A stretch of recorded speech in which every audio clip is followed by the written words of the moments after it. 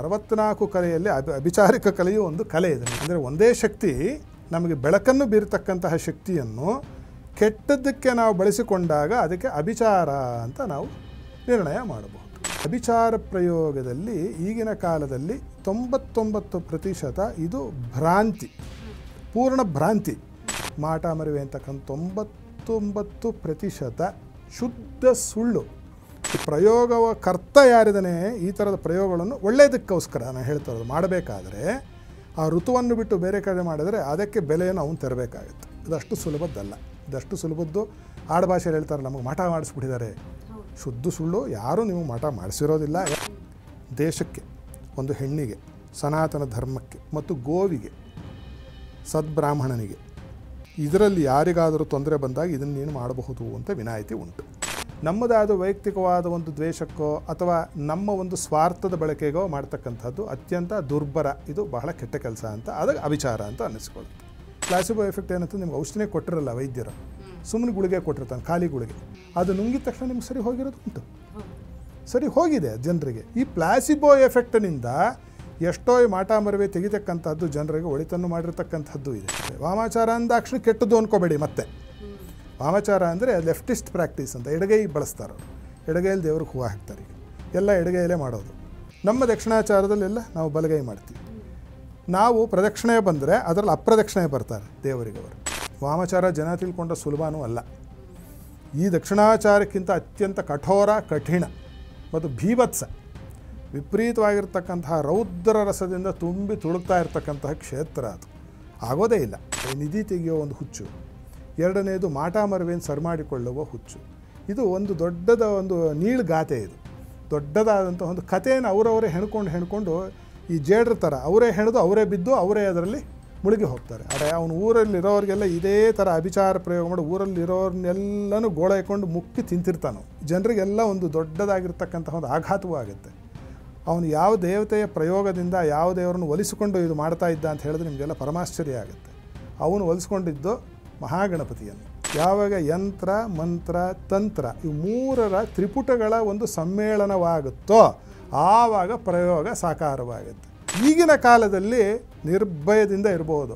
ಯಾಕೆಂದರೆ ತತ್ವ ತಿಳಿದವ್ರು ಇಲ್ಲ. ಮೊದಲನೇದು ತಿಳಿದಿದ್ದರೂ ಎಲ್ಲ ಪುಸ್ತಕದ ಬದನೆಕಾಯಿ ಎಲ್ಲ ಓದ್ಕೊಂಡಿರೋರು. ಅನುಭವದ ದೊಡ್ಡ ಕೊರತೆ ಮತ್ತು ತಪಸ್ಸು ಅಂತಕ್ಕಂಥದ್ದು ಬಹಳ ಬಹಳ ಬಹಳ ಬಹಳ ಕ್ಷೀಣಿಸಿ ಹೋಗ್ಬಿಟ್ಟಿದೆ. ಅದಿಲ್ಲ ಅಂತಲೇ ಹೇಳ್ಬೋದು. ಬಹಳ ಹೇಡಿಯಾಗಿರ್ತಾನೆ ಮಾಡಿಸೋನು. ಅವನು ಮಹಾ ಹೇಡಿ, ಅವನು ಮಹಾ ಸುಳ್ಳು ಪುರುಕ ಆಗಿದ್ದವನು ಮಾತ್ರ ಇನ್ನೊಬ್ಬರ ಹತ್ರ ಇವ್ರ ಮೇಲೆ ಮಾಟ ಮಾಡಿ ಮರವೆ ಮಾಡಿಸಿ ಅಂತ ಅಂತಕ್ಕಂಥವ್ನು. ಇಲ್ಲಾಂದ್ರೆ ಅವ್ನು ಬರ್ತಾನೆ ನಿಮ್ಮ ಮನೆ ಹತ್ರಕ್ಕೆ, ಅವ್ನು ಜಗಳಾಡ್ಲಿಕ್ಕೆ. ಅವನು ನಿಜವಾದ ಪೌರುಷ ಇರೋನು ಏನು ಮಾಡ್ತಾನೆ, ಮನೆ ಬಂದು ಬರ್ರಿ ಹೊರಗಡೆಗೆ ಮಾತಾಡ್ಬೇಕು ಸ್ವಲ್ಪ ನಿಮ್ಮ ಹತ್ರ ಅಂತಾನೆ. ಪ್ರಬುದ್ಧತೆ ಇರ್ತಕ್ಕಂಥವನು, ಬೌದ್ಧಿಕವಾಗಿ ಬೆಳೆದಿರ್ತಕ್ಕಂಥವನು, ಪರಾಕ್ರಮಿ ಆಗಿರ್ತಕ್ಕಂಥವನು.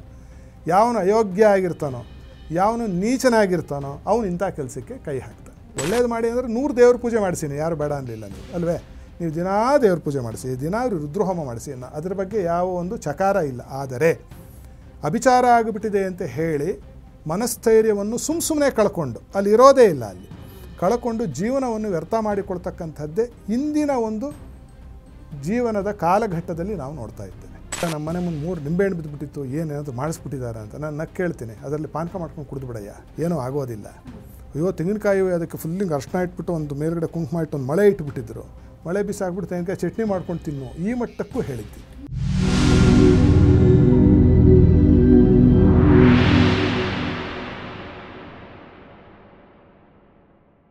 ನಮಸ್ಕಾರ. ಟಿವಿ ವಿಕ್ರಮ ಹಂಸಧ್ವನಿ ಕಾರ್ಯಕ್ರಮಕ್ಕೆ ಸ್ವಾಗತ. ನಾನು ಶ್ವೇತಾ. ಯೋಗ ಸೂತ್ರ ಮತ್ತು ಆಧ್ಯಾತ್ಮಿಕತೆಯ ಅರ್ಥಪೂರ್ಣ ವಿಚಾರಗಳನ್ನು ತಿಳಿಸುವಂತಹ ವೇದಿಕೆಯೇ ಹಂಸಧ್ವನಿ ಕಾರ್ಯಕ್ರಮ. ಜ್ಞಾನದ ಬಲದಿಂದ ಅಜ್ಞಾನದ ಕೇಡು ನೋಡಯ್ಯ, ಜ್ಯೋತಿಯ ಬಲದಿಂದ ತಮಂಧದ ಕೇಡು ನೋಡಯ್ಯ ಎನ್ನುವ ವಚನವಾಣಿಯಂತೆ ನಿಮ್ಮೆಲ್ಲರ ಬದುಕಿನಲ್ಲಿ ಜ್ಞಾನದ ಬೆಳಕನ್ನು ಬೆಳಗಿಸಲು ನಮ್ಮೊಟ್ಟಿಗಿದ್ದಾರೆ ಹಂಸ ಶ್ರೀ ಸವಿತೃ ಶರ್ಮಾ ಗುರೂಜಿಗಳು. ತತ್ವಜ್ಞಾನಿಗಳು, ಧರ್ಮಶಾಸ್ತ್ರ ಪಾರಂಗತರು ಆಗಿರುವಂತಹ, ವೇದಶಾಸ್ತ್ರ ಪರಿಣಿತರು ಆಗಿರುವಂತಹ ಮಾರ್ಗದರ್ಶಕರು, ದಾರ್ಶನಿಕರು ಇವತ್ತು ನಮ್ಮೊಟ್ಟಿಗಿದ್ದಾರೆ. ಗುರುಜಿಗಳನ್ನು ಬರಮಾಡಿಕೊಳ್ಳೋಣ. ಗುರುಜಿ, ನಿಮಗೆ ನಮ್ಮ ಕಾರ್ಯಕ್ರಮಕ್ಕೆ ಆತ್ಮೀಯವಾದ ಸ್ವಾಗತ. ಗುರುಜಿ, ಶ್ರೀ ಗುರುಭ್ಯೋ ನಮಃ. ಶುಭಮಸ್ತು. ಗುರುಜಿ, ಇವತ್ತಿನ ಸಂಚಿಕೆಯಲ್ಲಿ ನಾವು ಯಾಕೆ ಅಂದರೆ ಅಭಿಚಾರದ ಬಗ್ಗೆ ಮಾತಾಡಬಾರದು. ಈಗಿನ ಒಂದು ಪ್ರಸ್ತುತ ಕಾಲದಲ್ಲಿ ಯಾವೆಲ್ಲ ಸಂದರ್ಭದಲ್ಲಿ ಇದರ ಬಗ್ಗೆ ಪ್ರಶ್ನೆ, ಸಂಶಯಗಳು ಹುಟ್ಟಿಕೊಳ್ಳುತ್ತೆ, ಅಭಿಚಾರ ಅಂದರೆ ಏನೆಲ್ಲ ವಿಷಯಗಳನ್ನು ತಿಳಿಸ್ಕೊಡುತ್ತೆ ಹೇಳಿ ಗುರುಜಿ. ಮೂಲಭೂತವಾಗಿ ಅಭಿಚಾರ ಅಂತಕ್ಕಂತಹ ಒಂದು ಪದ ಶಬ್ದಕೋಶಗಳಲ್ಲಿ ನೋಡಿದಾಗ ದುಷ್ಕೃತ್ಯಕ್ಕಾಗಿ ಕೆಲವು ದೇವರನ್ನು ಕೃತ್ಯ ಅಂತ ಕರೀತಾರೆ. ಅದಕ್ಕೆ ಸಂಸ್ಕೃತದಲ್ಲಿ ಹೇಳ್ತಾ ಹೋಗ್ತೇನೆ ನಾನು ಕಾರ್ಯಕ್ರಮದಲ್ಲಿ. ಅಂತಹ ಒಂದು ಶಕ್ತಿಯನ್ನು ನಾವು ಪ್ರೇರೇಪಿಸಿ ಹುಟ್ಟು ಹಾಕಿ ಯಾರ ಮೇಲಾದರೂ ಕಳಿಸಲಿಕ್ಕೆ ಪ್ರಯೋಗ ಮಾಡುವುದಕ್ಕೆ ಅಭಿಚಾರ ಅಂತ ಹೆಸರು. ಆಭಿಚಾರ ಅಂತ ಕೂಡ ಕರಿಬಹುದು ಅದನ್ನು. ಅಭಿಚಾರ ಅಥವಾ ಆಭಿಚಾರ. ಬರೀ ಪದದ ಅರ್ಥ ತಗೊಂಡ್ರೆ ಇಷ್ಟು ಕೆಟ್ಟ ಅರ್ಥ ಏನು ಕಾಣೋದಿಲ್ಲ ಅಲ್ಲಿ. ಅಭಿಮುಖ, ಅಭಿಲಾಷ, ಅಭಿನಂದನೆ, ಅಭಿವಂದನೆ ಇವೆಲ್ಲದಕ್ಕೂ ಅಭಿ ಮತ್ತು ಅದಕ್ಕೆ ಇನ್ನೊಂದು ಪದವನ್ನು ಸೇರಿಸಿದಾಗ ಅಭಿಚಾರ ಅಂದರೆ, ಅಭಿ ಅಂದರೆ ನಮಗೆ ಅಭೀಷ್ಟವನ್ನು ಉಂಟು ಮಾಡುವ, ಚಾರ ಅಂದರೆ ನಡೆ ಅಂತ ಅದರ ಅರ್ಥ. ಕನ್ನಡದಲ್ಲಿ ಅದಕ್ಕೆ ಮಾಟ ಅಂತಾರೆ ನೋಡಿ. ಮಾಟ ಅಂದರೆ ಏನದರ ಅರ್ಥ? ಬಹಳ ಚೆನ್ನಾಗಿರೋದಕ್ಕೆ ಮಾಟ ಅಂತ ಹೆಸರು. ಮಾಟವಾಗಿ ಎಷ್ಟು ಚೆನ್ನಾಗಿದೆ ಬೊಂಬೆ ಅಂತಾರೆ ಅಲ್ವಾ? ಎಷ್ಟು ಮಾಟವಾಗಿದೆ ಅಲ್ಲ ಹುಡುಗಿ ಅಂತ ಮಾತಾಡ್ತಾರೆ. ಅರ್ಥ ಏನು? ಹಾಗಾದರೆ ಏನಾದರೂ ಕೆಟ್ಟದ್ದು ಮಾಡ್ತಿದ್ದಾಳೆ ಅಂತ ಅಲ್ಲ ಅದರ ಪದದ ಅರ್ಥ. ಅಂದರೆ ನೋಡಲಿಕ್ಕೆ ಯಾವುದು ಬಹಳ ಚಂದ ಇದ್ದು ನಿಮಗೆ ತೊಂದರೆಯನ್ನು ಉಂಟು ಮಾಡುತ್ತೋ ಅದಕ್ಕೆ ಮಾಟ ಅಥವಾ ಅಭಿಚಾರ ಅಂತ ಹೆಸರು ಹೇಳಬಹುದು. ಆಡುಭಾಷೆಯಲ್ಲಿ ಮಾಟ, ಮರವೆ, ಮದ್ದು ಮಾಡೋದು, ಬ್ಲ್ಯಾಕ್ ಮ್ಯಾಜಿಕ್ ಅಂತ ಆಂಗ್ಲ ಭಾಷೆಯಲ್ಲಿ, ಅಥವಾ ವಿಚ್ ಕ್ರಾಫ್ಟ್ ಅಂತ ಕರೀತಾರೆ. ಹಿಂದಿಯಲ್ಲಿ ಇದನ್ನು ಕಾಲಾಜಾದು ಅಂತ ಕರೀತಕ್ಕಂತಹ ಒಂದು ಪ್ರತೀತಿ ನಮ್ಮಲ್ಲಿ ಇದೆ. ಆದರೆ ಇದು ಹೇಳ್ತಕ್ಕಂತಹವರು, ಪ್ರತಿಪಾದನೆ ಮಾಡ್ತಕ್ಕಂಥವರಿಗೆ ಬಹುಶಃ ಇದರ ಪೂರ್ಣ ಅರ್ಥ ತಿಳಿದಿರಲಿಕ್ಕಿಲ್ಲ. ಎಲ್ಲ ಕಾಲದಲ್ಲೂ ಅಭಿಚಾರ ಕೆಟ್ಟದ್ದು ಅಂತಲೂ ಹೇಳಲಿಕ್ಕೆ ಬರೋಲ್ಲ. ಅದು ದೇಶ ಮತ್ತು ಕಾಲವನ್ನು ಅವಲಂಬಿಸಿ ಕೆಟ್ಟದ್ದಾ ಒಳ್ಳೆಯದಾ ಆಗುತ್ತೆ. ಉದಾಹರಣೆಗೆ ವಿದ್ಯುತ್ ಶಕ್ತಿ. ಇಲ್ಲಿ ಸ್ಟುಡಿಯೋದಲ್ಲಿ ನಾನು ನೀವು ಕೂತಿದ್ದೇವೆ. ಈ ಇಷ್ಟು ಬಲ್ಬುಗಳು ಬೆಳಗ್ತಾ ಇರೋದು ಯಾವುದರಿಂದ? ಒಂದು ವಿದ್ಯುತ್ ಶಕ್ತಿಯಿಂದ ಬೆಳಗ್ತಾ ಇದೆ. ಇಷ್ಟು ಬೆಳಕು ನಾವು ಚೆನ್ನಾಗಿ ಕಾಣ್ತಿದ್ದೀವಿ ಜನರಿಗೆ. ಈ ತೆಗೆದ್ರೆ ಅಂದರೆ ನಿಮ್ಮನ್ನು ಯಾರೂ ನೋಡಲ್ಲ. ಇದೇ ವಿದ್ಯುತ್ ಶಕ್ತಿಯನ್ನು ಬೆಳಕು ತರಿಸುವ ಬದಲು ನಾವು ಈ ಚೇರಕ್ಕೆ ಕೊಟ್ಟರೆ ಏನಾಗುತ್ತೆ? ಶಾಕ್ ಹೊಡೆಯುತ್ತೆ ನಮಗೆ ಅಲ್ವೇ? ಒಂದು ಆಘಾತವಾಗಿ ಹೋಗುತ್ತೆ. ಅದು ಪ್ರಾಣಾಂತಿಕವೂ ಆಗಬಹುದು. ಇದು ಅಭಿಚಾರ. ಅಂದರೆ ಒಂದೇ ಶಕ್ತಿ ನಮಗೆ ಬೆಳಕನ್ನು ಬೀರತಕ್ಕಂತಹ ಶಕ್ತಿಯನ್ನು ಕೆಟ್ಟದ್ದಕ್ಕೆ ನಾವು ಬಳಸಿಕೊಂಡಾಗ ಅದಕ್ಕೆ ಅಭಿಚಾರ ಅಂತ ನಾವು ನಿರ್ಣಯ ಮಾಡಬಹುದು. ಈ ಮಾಟ ಮರವೆ ಅನ್ನೋದರಲ್ಲಿ ಸುಮಾರು ಜನ ನನ್ನೂ ಬಂದು ಕೇಳ್ತಾರೆ, ಗುರುಗಳೇ ನಮ್ಮ ಮನೆ ಮುಂದೆ 3 ನಿಂಬೆಹಣ್ಣು ಬಿದ್ದುಬಿಟ್ಟಿತ್ತು, ಏನೇನಾದರೂ ಮಾಡಿಸ್ಬಿಟ್ಟಿದ್ದಾರೆ ಅಂತ. ನಾನು ನಕ್ಕೆ ಕೇಳ್ತೀನಿ, ಅದರಲ್ಲಿ ಪಾನಕ ಮಾಡ್ಕೊಂಡು ಕುಡಿದು ಬಿಡಯ್ಯ, ಏನೂ ಆಗೋದಿಲ್ಲ. ಅಯ್ಯೋ ತೆಂಗಿನಕಾಯಿ ಅದಕ್ಕೆ ಫುಲ್ಲಿಂಗ್ ಅರ್ಶನ ಇಟ್ಬಿಟ್ಟು ಒಂದು ಮೇಲ್ಗಡೆ ಕುಂಕುಮ ಇಟ್ಟು ಒಂದು ಮಳೆ ಇಟ್ಬಿಟ್ಟಿದ್ರು, ಮಳೆ ಬಿಸಾಕ್ಬಿಟ್ಟು ತೆಂಗಿನಕಾಯಿ ಚಟ್ನಿ ಮಾಡ್ಕೊಂಡು ತಿನ್ನು, ಈ ಮಟ್ಟಕ್ಕೂ ಹೇಳಿದ್ದೀನಿ. ಯಾಕೆ ಅಂತಂದರೆ ಅಭಿಚಾರ ಯಾರಾದರೂ ಮಾಡಬೇಕು ಅಂತಂದರೆ ನಾನು ಆಗಲೇ ಹೇಳಿದೆ, ಕೃತ್ಯ ದೇವತೆ ಅಂತ ಒಂದು ಹೆಸರು ಇದಕ್ಕೆ. ಕೃತ್ಯ ಅಂದ್ರೇನು? ಒಂದು ಕೆಲಸ, ಒಂದು ಕೃತ್ಯವನ್ನು ಎಸಗಿದರು ಹೇಳ್ತಿರ್ತೀವಿ ನಾವು. ದೈನಂದಿನ ಭಾಷೆಯಲ್ಲಿ ಬಳಸ್ತೀವಿ ಪದವನ್ನು. ಈ ಕೆಲಸವನ್ನು ಮಾಡಿದರು. ಏನು ಕೆಲಸ? ಅದು ಒಳ್ಳೆಯ ಕೆಲಸವೇ ಕೆಟ್ಟ ಕೆಲಸವೇ ಅನ್ನೋದ್ರ ಮೇಲೆ ಇದು ನಿರ್ಭರವಾಗುತ್ತೆ. ಯಾವುದು ನಾವು ಮಾಡ್ತಕ್ಕಂಥ ಕೃತ್ಯ. ಯಾರಾದರೂ ಯಾರಿಗಾದರೂ ಅಭಿಚಾರವನ್ನೋ ಮಾಟವನ್ನೋ ಮರಿವೆಯನ್ನೋ ಮಾಡಿಸಿದ್ದಾರೆ ಅಂದರೆ ಅದಕ್ಕೆ 2 ಬೇಕು. ನಾನು ಕೇಳಿದವರು 100ರಲ್ಲಿ 99 ಜನಕ್ಕೆ ಇದು ಇರಲ್ಲ, ಅದು ಭ್ರಾಂತು. ಯಾಕಂಗಾಗುತ್ತೆ ಅನ್ನೋದು ಹೇಳ್ತೀನಿ ನಾನು. ವೈಜ್ಞಾನಿಕ ತಳಹದಿಯಲ್ಲೂ ಇದನ್ನು ಸ್ವಲ್ಪ ನೋಡುವ ಒಂದು ಪ್ರಯತ್ನ ಮಾಡಬೇಕು ನಾವು.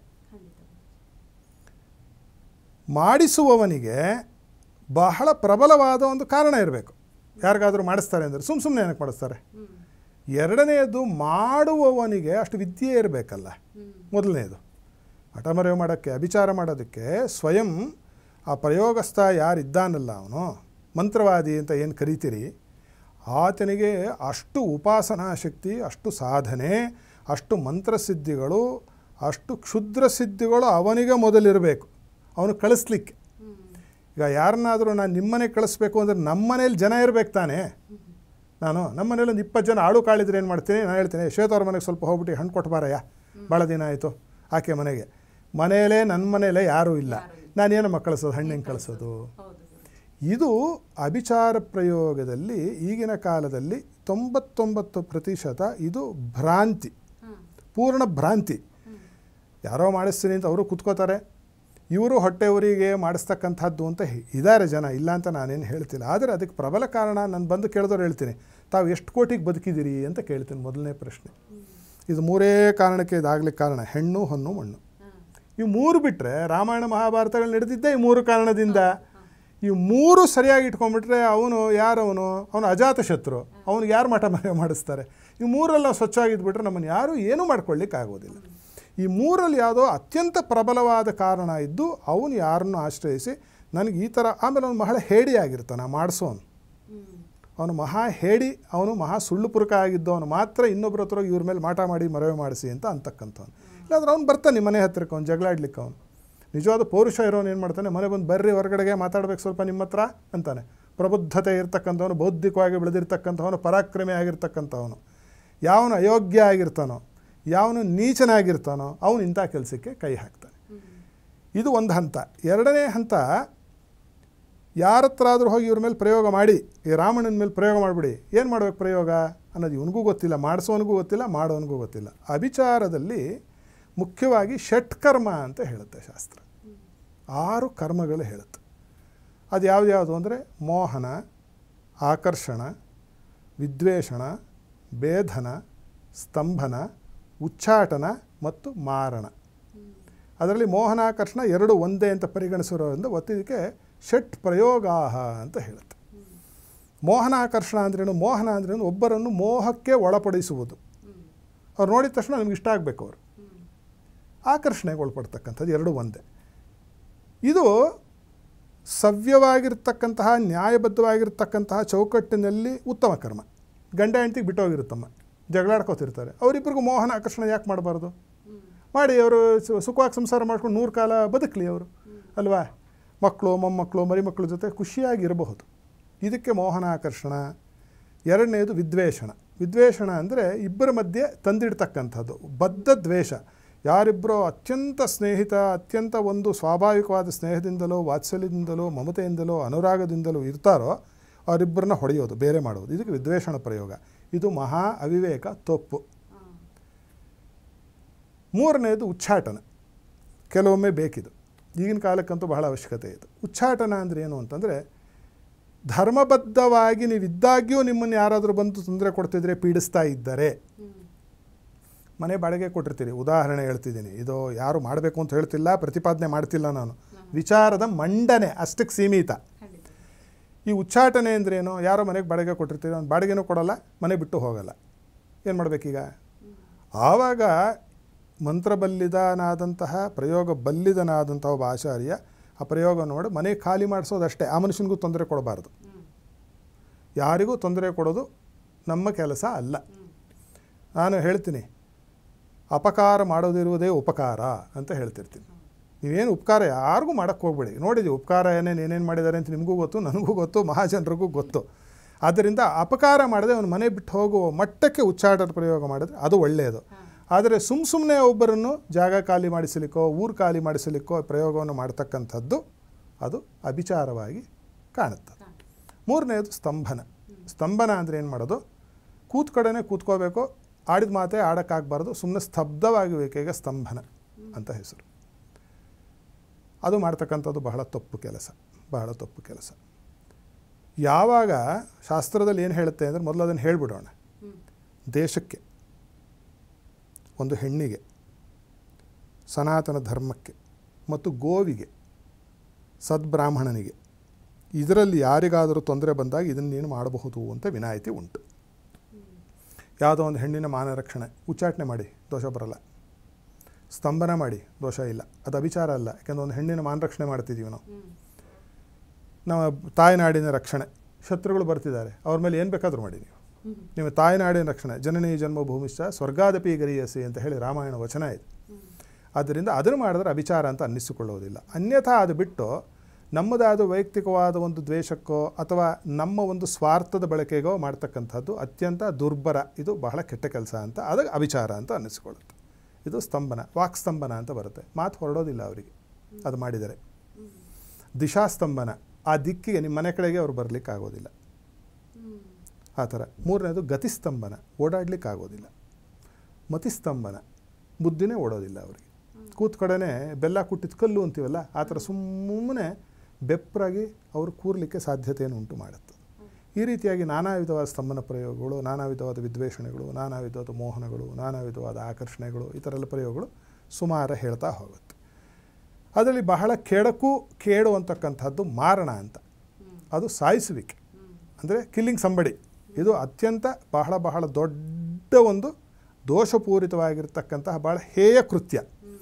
ಇದನ್ನು ಮಾಡೋದು ಅಲ್ಲ, ಇದ್ರ ಬಗ್ಗೆ ಮಾತೇ ಆಡಬಾರ್ದು.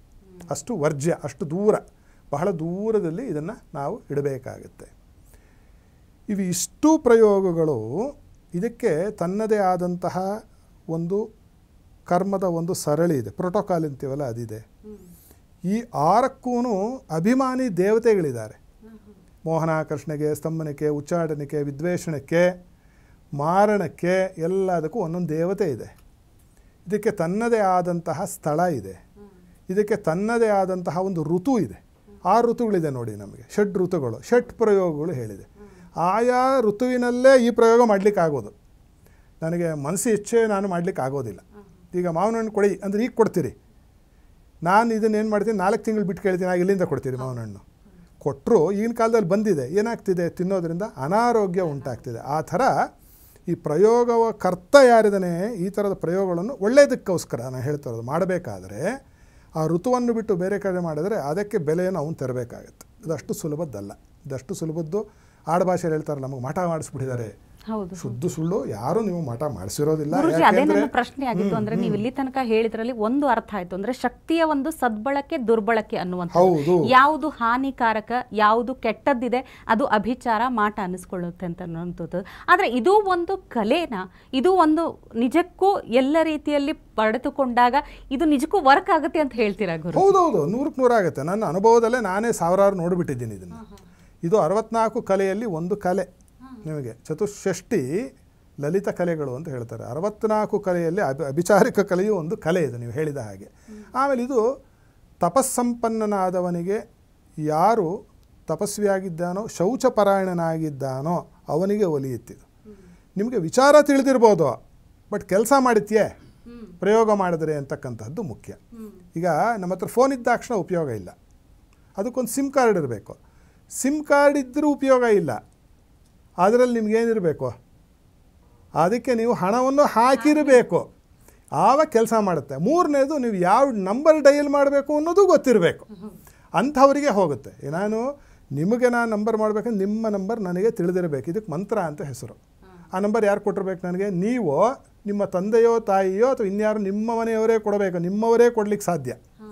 ನಿಮಗೆ ಪರಿಚಯ ಇರುವವರು ಅವನನ್ನು ಗುರು ಅಂತ ಕರಿತೀವಿ. ಪುಸ್ತಕದಲ್ಲಿ ನೋಡಿಕೊಂಡು ಎಷ್ಟು ಜನ ಶ್ವೇತಾ ಅನ್ನೋ ನಂಬರ್ಗಳು ಸಿಗೋದಿಲ್ಲ, ಡೈರೆಕ್ಟ್ರಿ ತೆಗೆದ್ರೆ ಎಷ್ಟು ಜನಕ್ಕೆ ನಾವು ತಿರುಗಿಸ್ತಾ ಕೂರೋಣ ಅದನ್ನು, ಅಷ್ಟು ನಂಬರ್ಗಳನ್ನ. ನೀವು ಯಾವತ್ತಿಗೆ ಸಿಗ್ತೀರಿ ನಮಗೆ ಕರೆಯಲ್ಲಿ? ಆ ರೀತಿ ಆಗೋಗುತ್ತೆ. ಆ ರೀತಿಯಾಗಿ ಫೋನ್ ಅಂತಕ್ಕಂತಹದ್ದು ಒಂದು ಹಾರ್ಡ್ವೇರು. ಅದಕ್ಕೆ ಇರ್ತಕ್ಕಂತಹ ಯಾವ ಸಿಮ್ ಹಾಕ್ತಿರೋ ಅದಕ್ಕೆ ನಿಮಗೆ ಅಗೋಚರವಾಗಿರ್ತಕ್ಕಂತಹ ಯಾವುದೋ ಒಂದು, ಅದಕ್ಕೆ ಒಂದು ತಂತಿ ಇಲ್ಲದೆ ಇರತಕ್ಕಂತಹ ಒಂದು ನಮಗೆ ಸಂಬಂಧ ಇದೆ. ಇದಕ್ಕೆ ತಂತ್ರ ಅಂತ ಹೆಸರು, ಆ ನಂಬರಿಗೆ ಮಂತ್ರ ಅಂತ ಹೆಸರು. ಈ ಯಂತ್ರ ಇದು ಯಾವುದು ನೀವು ಬಳಕೆ ಮಾಡ್ತಿರ್ತಕ್ಕಂತಹ ಒಂದು ಫೋನು. ಯಾವಾಗ ಯಂತ್ರ, ಮಂತ್ರ, ತಂತ್ರ ಇವು 3ರ ತ್ರಿಪುಟಗಳ ಒಂದು ಸಮ್ಮೇಳನವಾಗುತ್ತೋ ಆವಾಗ ಪ್ರಯೋಗ ಸಾಕಾರವಾಗುತ್ತೆ. ಆದ್ದರಿಂದ ಈಗಿನ ಕಾಲದಲ್ಲಿ ನಿರ್ಭಯದಿಂದ ಇರಬಹುದು. ಯಾಕೆಂದರೆ ತತ್ವ ತಿಳಿದವ್ರು ಇಲ್ಲ, ಮೊದಲನೇದು. ತಿಳಿದಿದ್ದರೂ ಎಲ್ಲ ಪುಸ್ತಕದ ಬದನೆಕಾಯಿ, ನಾನು ಹಿಂದಿನ ಸಂಚಿಕೆಯಲ್ಲಿ ಹೇಳಿದ ಹಾಗೆ ಎಲ್ಲ ಓದ್ಕೊಂಡಿರೋರು. ಅನುಭವದ ದೊಡ್ಡ ಕೊರತೆ ಮತ್ತು ತಪಸ್ಸು ಅಂತಕ್ಕಂಥದ್ದು ಬಹಳ ಬಹಳ ಬಹಳ ಬಹಳ ಕ್ಷೀಣಿಸಿ ಹೋಗ್ಬಿಟ್ಟಿದೆ. ಅದಿಲ್ಲ ಅಂತಲೇ ಹೇಳ್ಬೋದು. ಇದು 2 ಕಾರಣ. ಆದರೂ ಜನಕ್ಕೆ ತೊಂದರೆ ಆಗ್ತಿದೆ ಯಾಕೆ? ಮಾಟ.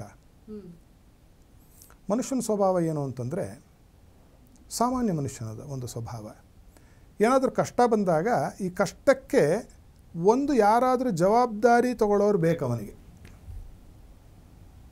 ಉದಾಹರಣೆಗೆ ನಾನೊಬ್ಬ ಛಾತ್ರ, ಒಬ್ಬ ಸ್ಟೂಡೆಂಟ್, ನಾನು ಓದ್ತಾ ಇರ್ತೀನಿ, ಫೇಲ್ ಆಗ್ಬಿಡ್ತೀನಿ. ಈ ಕಾರಣ ಹೇಳ್ತೀನಿ ನಾನು ಅದಕ್ಕೆ. ನೀವು ನೋಡಿ, ಯಾರನ್ನಾದ್ರೂ ನೋಡಿ, ಯಾರು ನಾನು ಸರಿಯಾಗಿ ಬರೀಲಿಲ್ಲ, ನಾನು ಓದಿರಲಿಲ್ಲ ಅಂತ ಹೇಳೋದನ್ನು ಒಬ್ಬನ ತೋರಿಸಿ. ಅವನೇನು ಹೇಳ್ತಾನೆ, ನಾನು ಓದ್ತಾ ಇದ್ದೆ, ಜ್ವರ ಬಂದ್ಬಿಟ್ಟಿತ್ತು ಅವತ್ತು, ಜ್ವರದ ಮೇಲೆ ಹಾಕ್ಬಿಟ್ಟ ಜವಾಬ್ದಾರಿಯನ್ನು. ಅವತ್ತು ಓದ್ತಾ ಇದ್ದೆ, ಏನಾಗೋಯ್ತು ಅಂತಂದರೆ ಫಿಸಿಕ್ಸ್ ಅನ್ಕೊಂಡು ಹೋಗ್ತೀನಿ, ಕೆಮಿಸ್ಟ್ರಿ ಸರ್ ಅವತ್ತು ಪೇಪರ್, ನಾನೇನು ಮಾಡಲಿ, ಏನು ಮಾಡಲಿ. ಹಾಂ, ಅಂದರೆ ತನ್ನಲ್ಲಿರ್ತಕ್ಕಂತಹ ಒಂದು ಗೊಂದಲವನ್ನೇ ಅದನ್ನು ಅವನು ಏನು ಮಾಡ್ದ, ಅದ್ರ ಮೇಲೆ ಜವಾಬ್ದಾರಿಯನ್ನು ಹಾಕಿದ. ಆ ರೀತಿಯಾಗಿ ಮನುಷ್ಯನಿಗೆ ತೊಂದರೆ ಬಂದಾಗ ಮೊದಲನೇದೇನು ಅಂದರೆ, ಇದು ನನಗೆ ಬಂದಿರತಕ್ಕಂತಹ ತೊಂದರೆ, ಇದಕ್ಕೆ ನಾನೇ ಪರಿಹಾರವನ್ನು ಕಂಡುಹಿಡಿಯಬೇಕು ಅಂತ ಹೇಳಿ ಅವನು ಯಾವಾಗ ಜವಾಬ್ದಾರಿಯನ್ನು ಹೊರುವುದಕ್ಕೆ ಅಶಕ್ತನಾಗ್ತಾನೋ, ಮಾನಸಿಕವಾದ ಶಕ್ತಿಯನ್ನು ಕುಗ್ತಾನೋ ಆಗ ಹೊರಗಡೆ ಒಂದು ಕಾರಣನ ಹುಡುಕ್ತಾನೋ. ಅದು ಮಾಟ ಮರವೇ ಆಗಿರಬಹುದು, ಮತ್ತೊಂದಾಗಿರಬಹುದು, ಮಗದೊಂದಾಗಿರಬಹುದು. ಇದು ಮೊದಲನೆಯ ಯಾವುದು ಮಾನಸಿಕವಾಗಿರ್ತಕ್ಕಂಥ ಒಂದು ರೋಗ, ಇದು ಒಂದು ಸೈಕಲಾಜಿಕಲ್ ಆಸ್ಪೆಕ್ಟ್. ಇದು ಎರಡನೇದ್ದೇನು ಅಂತಂದರೆ ಆಸರೆ ಬೇಕು. ಯಾರ ಥರದೋ ಕೇಳಿದಾಗ ಮಾಟ ಆಗಿದೆ ಅಂತ ಇನ್ನೂ ಮಹಾ ಸಮಾಧಾನ, ಯಾಕಂದರೆ ಅದರಿಂದ ಇದು ಆಗೋಯ್ತು ನನಗೆ, ನೆಕ್ಸ್ಟಿಗೆ ಇದನ್ನು ಸರ್ ಮಾಡೋದು ಹೇಗೆ ಅಂತಕ್ಕಂತಹ ಒಂದು ಕೆಲಸಕ್ಕೆ ಅವನು ಇಳಿತಾನೆ. ಅದೇನಾಗುತ್ತೆ ಅಂದರೆ ಒಂದು ಪ್ಯಾಲಿಯೇಷನ್ ಅಂತ ಹೇಳ್ತಾರೆ, ಪ್ಯಾಸಿಬೋ ಎಫೆಕ್ಟ್ ಅಂತ. ಪ್ಲಾಸಿಬೋ ಎಫೆಕ್ಟ್ ಅಂತಕ್ಕಂಥದ್ದು ಒಂದು ದೊಡ್ಡ ಥಿಯರಿ, ಯಾವುದರಲ್ಲಿ ಔಷಧಿ ಕ್ಷೇತ್ರದಲ್ಲಿ, ವೈದ್ಯಕೀಯ ಕ್ಷೇತ್ರದಲ್ಲಿ, ಮೆಡಿಸನ್ನಲ್ಲಿ. ಅದೇನು ಅಂತಂದರೆ ಪ್ಲಾಸಿಬೋ ಎಫೆಕ್ಟ್ ಏನಂತ ನಿಮ್ಗೆ ಔಷಧಿನೇ ಕೊಟ್ಟಿರಲ್ಲ ವೈದ್ಯರು, ಸುಮ್ಮನೆ ಗುಳಿಗೆ ಕೊಟ್ಟಿರ್ತಾನೆ, ಖಾಲಿ ಗುಳಿಗೆ. ಅದು ನುಂಗಿದ ತಕ್ಷಣ ನಿಮ್ಗೆ ಸರಿ ಹೋಗಿರೋದು ಉಂಟು, ಸರಿ ಹೋಗಿದೆ ಜನರಿಗೆ. ಈ ಪ್ಲಾಸಿಬೋ ಎಫೆಕ್ಟ್ನಿಂದ ಎಷ್ಟೋ ಮಾಟ ಮರವೇ ತೆಗಿತಕ್ಕಂಥದ್ದು ಜನರಿಗೆ ಒಳಿತನ್ನು ಮಾಡಿರ್ತಕ್ಕಂಥದ್ದು ಇದೆ. ಅದಾದರೆ ಅಡ್ಡಿ ಇಲ್ಲ, ಆ ಥರ ಮಾಡ್ಕೊಳ್ಳಿ ಪಾಪ, ಅದಕ್ಕೆ ನಾವು ಅಡ್ಡಿ ಬರ್ತಿಲ್ಲ. ಆದರೆ ಮೂಲಭೂತವಾಗಿ ನೋಡಿದಾಗ ಈ ಅಭಿಚಾರ ಅಂತಕ್ಕಂಥದ್ರಲ್ಲಿ ಸಾಕಷ್ಟು ಪಂಗಡಗಳು ಬೇರೆ ಇದೆ, ಅಷ್ಟು ಸುಲಭ ಅಲ್ಲ. ಅಭಿಚಾರ ಅಂತಕ್ಕಂಥದ್ದು ಬಹುಶಃ ನಾವು ಒಂದು ಕಾರ್ಯಕ್ರಮದಲ್ಲಿ ಮುಗಿಸ್ಲಿಕ್ಕಾಗಲ್ಲ. ಇದರಲ್ಲಿ ಮಹಾವಿಚಾರ ಅಂತ ಒಂದು, ಕ್ಷುದ್ರಾಭಿಚಾರ ಅಂತ ಒಂದು, ಎರಡಿದೆ ಇದರಲ್ಲಿ. ನಾನು ಆಗಲೇ ಅದನ್ನು ಹೇಳಿದೆ, ಅದನ್ನು ಆಡು ಭಾಷೆಯಲ್ಲಿ ಹೇಳಿದ್ದಾಗಿದೆ. ಅದು ಆ ಕ್ಷುದ್ರಾಭಿಚಾರವನ್ನು ಮಾಡಿದಾಗ ಏನಾಗುತ್ತೆ, ಅಲ್ಲಿ ಮಕಾರ ಪಂಚಕಗಳ ಬಳಕೆ ಆಗುತ್ತೆ. ಅದಕ್ಕೆ ಕೌಲ ಪರಂಪರೆ ಅಂತ ಹೇಳ್ತಾರೆ, ಅದಕ್ಕೆ ವಾಮಾಚಾರ ಅಂತ ಹೇಳ್ತಾರೆ. ವಾಮಾಚಾರ ಅಂದಾಕ್ಷಣ ಕೆಟ್ಟದ್ದು ಅಂದ್ಕೋಬೇಡಿ. ಮತ್ತೆ ವಾಮಾಚಾರ ಅಂದರೆ ಲೆಫ್ಟಿಸ್ಟ್ ಪ್ರಾಕ್ಟೀಸ್ ಅಂತ, ಎಡಗೈ ಬಳಸ್ತಾರೆ ಅವರು. ಎಡಗೈಯಲ್ಲಿ ದೇವ್ರಿಗೆ ಹೂವು ಹಾಕ್ತಾರೆ. ಈಗ ಎಲ್ಲ ಎಡಗೈಯಲ್ಲೇ ಮಾಡೋದು. ನಮ್ಮ ದಕ್ಷಿಣಾಚಾರದಲ್ಲೆಲ್ಲ ನಾವು ಬಲಗೈ ಮಾಡ್ತೀವಿ. ನಾವು ಪ್ರದಕ್ಷಿಣೆ ಬಂದರೆ ಅದರಲ್ಲಿ ಅಪ್ರದಕ್ಷಿಣೆ ಬರ್ತಾರೆ ದೇವರಿಗವರು. ನಾವು ಹೀಗೆ ಹೋದರೆ ಪ್ರದಕ್ಷಿಣಾಕಾರವಾಗಿ, ಕ್ಲಾಕ್ ವೈಸ್ ಹೋದರೆ ಅವರು ಆ್ಯಂಟಿ ಕ್ಲಾಕ್ ವೈಸ್ ಬರ್ತಾರೆ. ನಾವು ಏನು ಮಾಡ್ತೀವೋ ಅದಕ್ಕೆ ವಿರುದ್ಧವಾಗಿ ಮಾಡ್ತಕ್ಕಂಥದ್ದು ಇದು ವಾಮಾಚಾರ. ಆದರೆ ವಾಮಾಚಾರ ಜನ ತಿಳ್ಕೊಂಡ ಸುಲಭನೂ ಅಲ್ಲ. ಈ ದಕ್ಷಿಣಾಚಾರಕ್ಕಿಂತ ಅತ್ಯಂತ ಕಠೋರ, ಕಠಿಣ ಮತ್ತು ಭೀಭತ್ಸ, ವಿಪರೀತವಾಗಿರ್ತಕ್ಕಂತಹ ರೌದ್ರ ರಸದಿಂದ ತುಂಬಿ ತುಳುಕ್ತಾ ಇರ್ತಕ್ಕಂತಹ ಕ್ಷೇತ್ರ ಅದು. ಆಗೋದೇ ಇಲ್ಲ. ಅದರಲ್ಲಿ ನಿಮಗೆ ಪಶುಬಲಿಗಳು, ಆಮೇಲೆ ಈ ಹೆಂಡ ಸಾರಾಯಿಯ ಒಂದು ಪ್ರಕಟತೆ ಅಥವಾ ನೈವೇದ್ಯ ಮಾಡ್ತಕ್ಕಂಥದ್ದು, ಇವೆಲ್ಲ ಅಲ್ಲಿ ಬರುತ್ತೆ. ಇನ್ನು ಏನೇನೋ ಇದೆ, ಹೇಯವಾಗಿರ್ತಕ್ಕಂಥದ್ದು ಇದೆ, ಆ ವೇದಿಕೆಯಲ್ಲಿ ಹೇಳ್ತಕ್ಕಂಥದ್ದಲ್ಲ ಅದು. ಆ ಥರದ್ರಿಂದನೂ ಕೆಟ್ಟದ್ದು ಮಾಡಲಿಕ್ಕೆ ಬರುತ್ತೆ. ದಿನನಿತ್ಯದಲ್ಲಿ ನೀವು ತಿಳ್ಕೊಂಡಿರ್ತಕ್ಕಂತಹದ್ದು ನಿಮಗೆ ಆಶ್ಚರ್ಯ ಆಗುತ್ತೆ. ನಾನೊಂದು ಕತೆ ನಡೆದಿರ್ತಕ್ಕಂಥದ್ದು ಹೇಳ್ತೀನಿ. ಮುಯ್ಯಿಗೆ ಮುಯ್ಯಿ ಅಂತ ಒಂದು ಕಾದಂಬರಿ ಇದೆ, ಆನಾ ಕೃಷ್ಣರಾಯರದು. ಆ ಕಥೆನ ಆನಾ ಕೃಷ್ಣರಾಯರಿಗೆ ಹೇಳಿದ್ದು ನಮ್ಮ ಮಾತಾಮಹರು, ನಮ್ಮ ತಾತ ಧರ್ಮ ಪ್ರಾಣ ವಾಸುದೇವ ಭಟ್ರು ಅಂತ ನಮ್ಮ ತಾತನವ್ರ ಹೆಸರು. ಅದರಲ್ಲಿ ನೀವು ನೋಡಿದ್ರೆ ಅವನು ಊರಲ್ಲಿರೋರಿಗೆಲ್ಲ ಇದೇ ಥರ ಅಭಿಚಾರ ಪ್ರಯೋಗ ಮಾಡಿ ಊರಲ್ಲಿರೋರ್ನೆಲ್ಲನೂ ಗೋಳೈಕೊಂಡು ಮುಕ್ಕಿ ತಿಂತಿರ್ತಾನು. ಅವನ ಉಪಾಸ್ಯ ದೇವತೆ ಯಾವುದು ಗೊತ್ತಾ? ನಿಮ್ಗೆ ಆಶ್ಚರ್ಯ ಆಗೋಗುತ್ತೆ ನಾನು ಹೇಳಿದ್ರೆ. ಜನರಿಗೆಲ್ಲ ಒಂದು ದೊಡ್ಡದಾಗಿರ್ತಕ್ಕಂತಹ ಒಂದು ಆಘಾತವೂ ಆಗುತ್ತೆ. ಅವನು ಯಾವ ದೇವತೆಯ ಪ್ರಯೋಗದಿಂದ ಯಾವ ದೇವರನ್ನು ಒಲಿಸಿಕೊಂಡು ಇದು ಮಾಡ್ತಾ ಇದ್ದ ಅಂತ ಹೇಳಿದ್ರೆ ನಿಮಗೆಲ್ಲ ಪರಮಾಶ್ಚರ್ಯ ಆಗುತ್ತೆ. ಅವನು ಒಲಿಸ್ಕೊಂಡಿದ್ದು ಮಹಾಗಣಪತಿಯನ್ನು.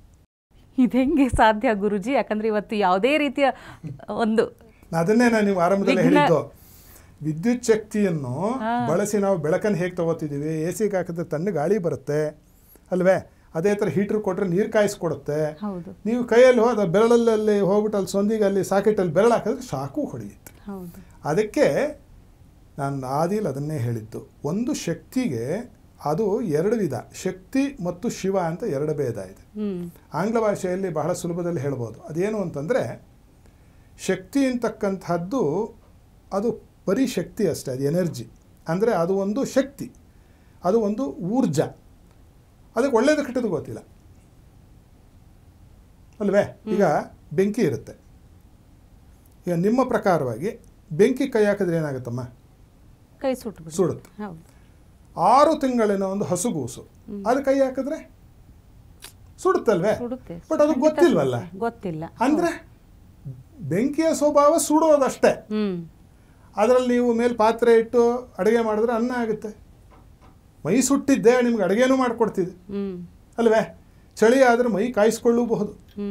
ಅದೇ ರೀತಿಯಾಗಿ ಈ ಶಕ್ತಿ ಅಂತಕ್ಕಂಥದ್ದಕ್ಕೆ ಯಾವುದು ಕೆಟ್ಟದ್ದು ಯಾವುದು ಒಳಿತು ಅಂತಕ್ಕಂಥದ್ದನ್ನು ಅದು ಪರಾಮರ್ಶೆ ಹೋಗುವುದಿಲ್ಲ. ಅದರ ಗುಣ ಒಂದೇ, ಸುಡೋದು.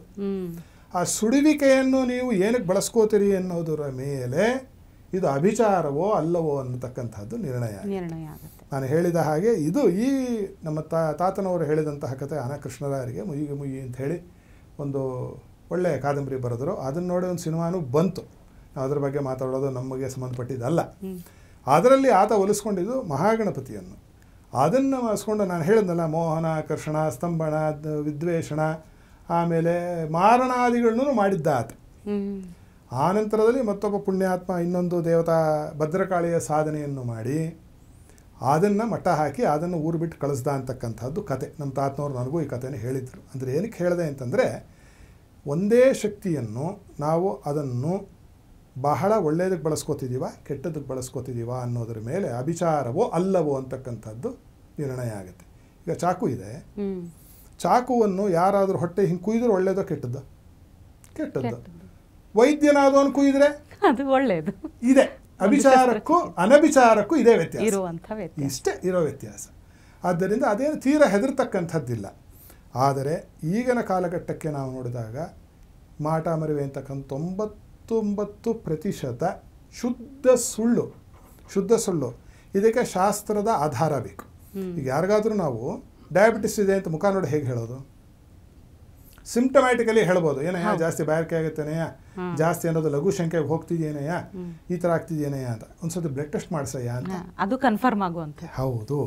ಆ ರಕ್ತ ಪರೀಕ್ಷೆ ಮಾಡಿದಾಗ ಅದರಲ್ಲೊಂದು FBS ಅಂತ fasting blood sugar, post prandial blood sugar, ಆಮೇಲೆ RBS ರ್ಯಾಂಡಮ್ ಬ್ಲಡ್ ಶುಗರು, ಮೂರನೇದು HbA1c 3 ತಿಂಗಳಿನ ಒಂದು ಆ್ಯಾವ್ರೇಜ್ ಅಂತ ಏನು ತಗೋತೀವಿ, ಅದನ್ನು ನೋಡಿದಾಗ ಔತ್ಕಣಯ ಇದೆ ಅನ್ನೋದು ಹೇಗೆ ನಿರ್ಣಯ ಮಾಡಿ ಆನಂತರದಲ್ಲಿ ಸರಿಯಾದ ವೈದ್ಯನಾದ ಔಷಧಿಯನ್ನು ಕೊಡ್ತಾನೋ, ನಿಮಗೆ ಮಾಟವಾಗಿದೆಯೋ ಅಭಿಚಾರವಾಗಿದೆಯೋ ಅನ್ನೋಕ್ಕೆ ಶಾಸ್ತ್ರದ ಪುರಾವೆ ಬೇಕು, ಒಂದು ಟೆಸ್ಟ್ ಬೇಕು ಅದಕ್ಕೆ ಜ್ಯೋತಿಷ್ಯ ಶಾಸ್ತ್ರದಲ್ಲಿ ಬಹಳ ಒಂದು ಅಧ್ಯಾಯವೇ ಇದೆ. ಯಾವುದು? ಅಭಿಚಾರ ಪ್ರಯೋಗದ ಮೇಲೇನೇನೇನೆ ಸುಖಭಾವಗತೆ ಕೇತು ಕರ್ಮಲಗ್ನಗತೆ ಅಥವಾ ಲಗ್ನಂ ಮಾಂದಿ ಸಮಾಯುಕ್ತ ಅಭಿಚಾರ್ಯ ಮುದೀರ್ಯತಾಂ. ಸುಖಭಾವಗತೆ ಕೇತು ಕರ್ಮಲಗ್ನಗತೆ ಅಥವಾ ಲಗ್ನಂ ಭೌಮ ಸಮಾದೃಷ್ಟೇ ಅಭಿಚಾರ್ಯಂ ಉದೀರ್ಯತಾಂ. ಉದಯಾರೂಢ ಚಂದ್ರಾಣಾಂ ಗುಳಿಕೆ ಕೇಂದ್ರ ಸಂಸ್ಥೆ ಲಗ್ನಂ ಮಂದಯುತೋ ದೃಷ್ಟೋ ಅಭಿಚಾರ್ಯಂ ಉದೀರ್ಯತಾಂ. ಒಂದು 3 ಸೂತ್ರ ಹೇಳಿದ್ದೀನಿ ನಾನು. ಈ ಥರ ನಾನಾ ವಿಧವಾದಂತಹ ಇದಕ್ಕೆ ಸೂತ್ರಗಳು ಉಂಟು. ತೊಂದರೆಯಾದವರು ಬಂದಾಗ ಅದಕ್ಕೆ ಪ್ರಶ್ನೆ ನೋಡ್ತಕ್ಕಂಥ ಒಂದು ಪ್ರಕ್ರಿಯೆ ಇದೆ ಜ್ಯೋತಿಷ್ಯ ಶಾಸ್ತ್ರದಲ್ಲಿ. ಅದನ್ನು ನೋಡಿದಾಗ ನಮಗಲ್ಲಿ ಲಕ್ಷಣಗಳು ಕಂಡು ಬಂದು ಆ ಲಕ್ಷಣಗಳಿಗೆ ಅನುಗುಣವಾಗಿ ಬಂದಂತಹ ಪೃಚ್ಛಕನಿಗೆ ತೊಂದರೆ ಇದ್ದರೆ ಅಭಿಚಾರ ಆಗಿದೆ ಅಂತ. 100ರಲ್ಲಿ 99 ಜನಕ್ಕೆ ನನ್ನ ಹತ್ರ ಬಂದವ್ರಿಗಂತೂ ಇಲ್ಲ. ನಾನು ಹೇಳಿ ಕಳಿಸಿ ನನಗೆ ಸಾಕಾಗಿ ಹೋಗಿದೆ. ನಾನು ಹೇಳಿದ್ದೀನಿ, ಬೇಡಪ್ಪ ಬೇರೆ ಕಡೆ ಕೇಳಿದ್ರೆ ದುಡ್ಡು ಹಾಳು ಮಾಡ್ಕೋತೀರ, ದುಡ್ಕೋತೀರೇ, ದುಡ್ಡು ಹೋದರೆ ಮಾನಸಿಕವಾದಂತಹ ನಿಮ್ಮ ಶಾಂತಿ ಕದಡಿ ಹಾಳಾಗಿ ಹೋಗುತ್ತೆ. ಯಾಕಂದರೆ ಏನು ನೆಗಡಿ ಬಂತು ಅಂದರೆ ಬೆಳಗ್ಗೆ ಎದ್ದು ನಮಗೆ ಯಾರೋ ಮಾಟ ಮಾಡಿಸಿದ್ದಾರೆ ಅಂತ ಅನ್ಕೋತೀವಿ ನಾವು. ಮನುಷ್ಯನ ಸಹಜ ಸ್ವಭಾವ ಅಲ್ವಾ? ಒಂದು ಕಷ್ಟ ಬಂತು ಅಂತಂದರೆ ಅದನ್ನೇ ಸೇರಿಸ್ಕೊಂಡು ಇದನ್ನು ಇಡೀ ಜೀವನವನ್ನು ಹಾಳು ಮಾಡಿಕೊಂಡಿರ್ತಕ್ಕಂತಹವ್ರನ್ನು ನಾನು ನೋಡಿದ್ದೀನಿ ಇದರ ಹಿಂದೆ ಬಿದ್ದು. 2 ಇದೆ, ನಿಧಿ ತೆಗೆಯೋ ಒಂದು ಹುಚ್ಚು. 2ನೇದು ಮಾಟ ಮರವೇನು ಸರ್ ಮಾಡಿಕೊಳ್ಳುವ ಹುಚ್ಚು. ಇದು ಒಂದು ದೊಡ್ಡದ ಒಂದು ನೀಳ್ಗಾತೆ. ಇದು ದೊಡ್ಡದಾದಂಥ ಒಂದು ಕಥೆಯನ್ನು ಅವರವರೇ ಹೆಣ್ಕೊಂಡು ಈ ಜೇಡ್ರ ಥರ ಅವರೇ ಹೆಣೆದು ಅವರೇ ಬಿದ್ದು ಅವರೇ ಅದರಲ್ಲಿ ಮುಳುಗಿ ಹೋಗ್ತಾರೆ. ಆದ್ದರಿಂದ ಅದರ ಬಗ್ಗೆ ಅವರವರೇ ನಿರ್ಣಯ ತೆಗೆದುಕೊಳ್ತಕ್ಕಂಥದ್ದು ಬಹಳ ದೊಡ್ಡ ಒಂದು ತಪ್ಪಾಗುತ್ತೆ. ಅಭಿಚಾರ ಅಂತಕ್ಕಂಥದ್ದು ಹೌದು, ಶಾಸ್ತ್ರದ ಒಂದು ವಿಧೆಯಲ್ಲಿ 100ಕ್ಕೆ 100 ಸತ್ಯ. ನನ್ನ ವೈಯಕ್ತಿಕ ಅನುಭವ ನೋಡಿದಾಗಲೂ ಇದು ನಡೆದಿರ್ತಕ್ಕಂಥದ್ದು ಸತ್ಯ. ಇಂತಹ ಬೆರಳೆಣಿಕೆಯಷ್ಟು ಅಭಿಚಾರ ಪ್ರಯೋಗಗಳು ಆಗಿದ್ದಂಥವ್ರಿಗೆ ನಾವು ಸರಿ ಮಾಡಿದ್ದೂ ಕೂಡ ಸತ್ಯ. ಅವರು ಇವತ್ತು ಬಹಳ ಚೆನ್ನಾಗಿದ್ದಾರೆ.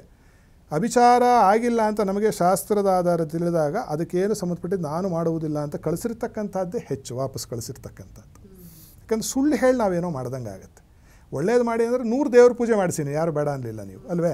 ನೀವು ದಿನಾ ದೇವ್ರ ಪೂಜೆ ಮಾಡಿಸಿ, ದಿನಾ ರುದ್ರಹೋಮ ಮಾಡಿಸಿ, ಅದರ ಬಗ್ಗೆ ಯಾವ ಒಂದು ಚಕಾರ ಇಲ್ಲ. ಆದರೆ ಅಭಿಚಾರ ಆಗಿಬಿಟ್ಟಿದೆ ಅಂತ ಹೇಳಿ ಮನಸ್ಥೈರ್ಯವನ್ನು ಸುಮ್ಮನೆ ಕಳ್ಕೊಂಡು ಅಲ್ಲಿರೋದೇ ಇಲ್ಲ, ಅಲ್ಲಿ ಕಳ್ಕೊಂಡು ಜೀವನವನ್ನು ವ್ಯರ್ಥ ಮಾಡಿಕೊಳ್ತಕ್ಕಂಥದ್ದೇ ಇಂದಿನ ಒಂದು ಜೀವನದ ಕಾಲಘಟ್ಟದಲ್ಲಿ ನಾವು ನೋಡ್ತಾ ಇದ್ದೇವೆ.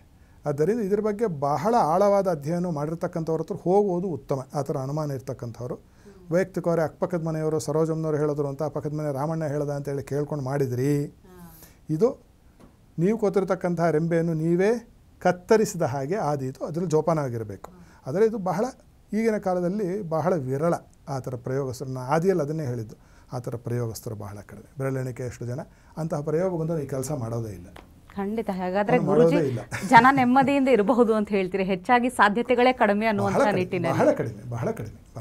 ಖಂಡಿತ ಗುರುಜಿ. ಅಭಿಚಾರ ಮಾಟ ಅನ್ನುವಂಥದ್ದು ಏನಿದೆ ಇದರ ಬಗ್ಗೆ ಸಾಕಷ್ಟು ವಿಸ್ತೃತ ಮಾಹಿತಿಯನ್ನು ಕೊಟ್ಟಿದ್ದೀರಿ. ಧನ್ಯವಾದಗಳು ಗುರುಜಿ. ಶುಭಮಸ್ತು ಐತಿ. ನಮ್ಮ ವೀಕ್ಷಕರಲ್ಲಿ ಹೇಳೋದಿಷ್ಟೇ, ಸಾಕಷ್ಟು ಜನ ಗುರುಜಿಗಳನ್ನು ನೇರವಾಗಿ ಭೇಟಿಯಾಗಿ ತಮ್ಮ ಸಮಸ್ಯೆಗಳಿಗೆ ಪರಿಹಾರವನ್ನು ಕಂಡುಕೊಳ್ಬೇಕು ಅಂತ ಕಾಯ್ತಾ ಇದ್ದಾರೆ. ಹೀಗಾಗಿ ನಮ್ಮ ಸ್ಕ್ರೀನ್ ಮೇಲೆ ಕಾಣುವಂಥ ನಂಬರನ್ನು ಕಾಂಟ್ಯಾಕ್ಟ್ ಮಾಡಿ ಗುರುಜಿಗಳನ್ನು ನೇರವಾಗಿ ಭೇಟಿಯಾಗಬಹುದು. ಮುಂದಿನ ಸಂಚಿಕೆಯಲ್ಲಿ ಮತ್ತೊಂದು ವಿಷಯದ ಬಗ್ಗೆ ವಿಸ್ತೃತ ಚರ್ಚೆಯನ್ನು ನೋಡೋಣ. ಹಾಗಾದರೆ ನಮಸ್ಕಾರ. ಟಿವಿ ವಿಕ್ರಮ, ದೇಶ ನಿಮ್ಮ ಕೈಯಲ್ಲಿ. ಈ ಕಾರ್ಯಕ್ರಮ ನಿಮಗೆ ಇಷ್ಟ ಆಗಿದ್ದಲ್ಲಿ ಲೈಕ್, ಶೇರ್ ಹಾಗೂ ಕಮೆಂಟ್ ಮಾಡಿ. ಟಿವಿ ವಿಕ್ರಮದ ಕಾರ್ಯಕ್ರಮಗಳನ್ನು ನಿರಂತರವಾಗಿ ವೀಕ್ಷಿಸಲು ಸಬ್ಸ್ಕ್ರೈಬ್ ಮಾಡಿ, ಬೆಲ್ ಐಕನ್ ಒತ್ತಿ.